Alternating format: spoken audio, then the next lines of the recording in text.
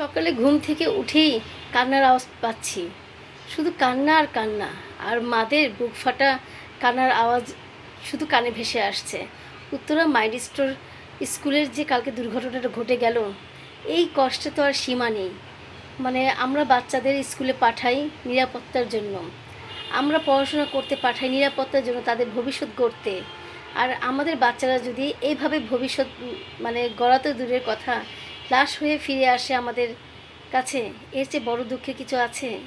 আমারও তো দুটো বাচ্চা আছে, আমারও মানে ওই সব মাদের কথা চিন্তা করে বুকটা ফেটে যাচ্ছে কান্নায়। সত্যি বলছি, কোনো কিছুই ভাল লাগছে না। সকালবেলা ঘুম থেকে উঠে আমি নাস্তাও বানাতে পারছি না, শুধু চোখে চোখে ভাসছে যে কি অবস্থা তাদের। আর বাচ্চাদের এতটা কষ্ট, এতটা মানে যন্ত্রণা, প্রত্যেকটা মানে বাবা মার মানে এই যন্ত্রণাটা কীভাবে সহ্য করবে সেটাই আর কি ভেবে পাচ্ছি না। এতটা কষ্ট কিভাবে তারা সহ্য করবে।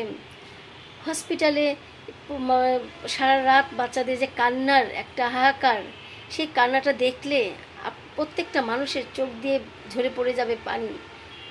আর কি বলবো, আমি আর কিছুই বলতে পারছি না।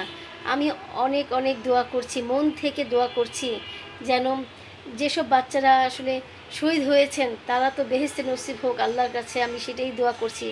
আর মাদের বলছি, আপনারা কষ্ট করেছেন, বাচ্চাদের বড় করেছেন, এত বড় করার পরে বাচ্চারা আপনার কাছ থেকে চলে গেল, এইভাবে নির্মমভাবে চলে গেল। আপনারা ধৈর্য ধরুন, তাদের জন্য শুধু দোয়া করুন। আর অবশ্যই তাদের হাত ধরেই আপনারা বেহেশতে প্রবেশ করবেন ইনশাআল্লাহ। আপনারা সবাই ভালো থাকবেন, সুস্থ থাকবেন, এই দোয়া করি। আর প্রত্যেকটা বাবা মা যেন নিজের সন্তানকে বুকে নিয়ে চিরকাল বেঁচে থাকেন, যেন এই দোয়াই করছি। আমি আসলে আজকে ভালোভাবে ভিডিও তৈরি করতে পারছি না, আমার মুখের ভাষাও নেই।